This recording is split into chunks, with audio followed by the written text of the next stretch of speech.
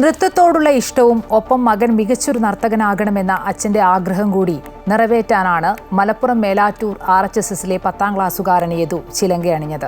പത്മനാഭന്റെ മണ്ണിൽ മതിമറന്നാടി മനം നിറഞ്ഞ് A ഗ്രേഡുമായാണ് ഈ കലാകാരന്റെ മടക്കം. ഇവന് 3.5 വയസ്സുള്ളപ്പോഴാണ് ഇവൻ്റെ അച്ഛൻ മരണപ്പെടുന്നത്.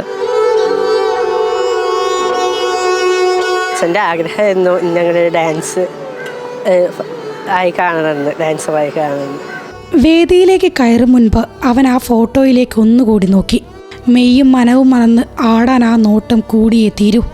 ഓർമ്മകളുടെ ഊർജമായി അച്ഛൻ നിറയുമ്പോൾ മകന്റെ താളം പിഴയ്ക്കുന്നതെങ്ങനെ?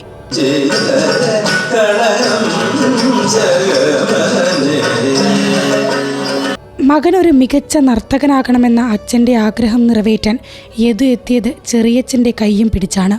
അതും 3ാം തവണ. 13 വർഷങ്ങൾക്ക് മുൻപാണ് യദുവിൻ്റെ ആശ്രയവും കരുത്തുമായിരുന്ന അച്ഛനെ വാഹനാപകടത്തിലൂടെ നഷ്ടമാകുന്നത്. അന്ന് ചെറിയച്ഛൻ മുരളീധരൻ നീട്ടിയ കൈകളായിരുന്നു പിന്നീട് അവൻ്റെ ബലം. ആ കൈകളിൽ മുദ്രകൾ വിരിഞ്ഞു. നൃത്തത്തിൽ മുരളീധരൻ തന്നെ ഗുരുവായി. ഒരു 4ാം ക്ലാസ് 5 സ്റ്റാർട്ട് ചെയ്യുന്ന സമയത്ത് നൃത്തം പഠിക്കാൻ തുടങ്ങി.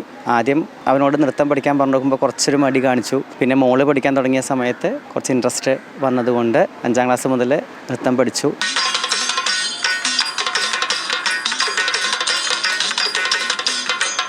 എൻ്റെ ഹൈസ്കൂളത്തെ അവസാനത്തെ വർഷത്തിൽ ആണിത്.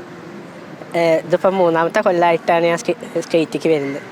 വേദിയിലെ പ്രകടനത്തിന് A ഗ്രേഡിൻ്റെ പൂർണ്ണത. സന്തോഷ നിമിഷങ്ങൾ അമ്മയുമായി പങ്കിട്ടു.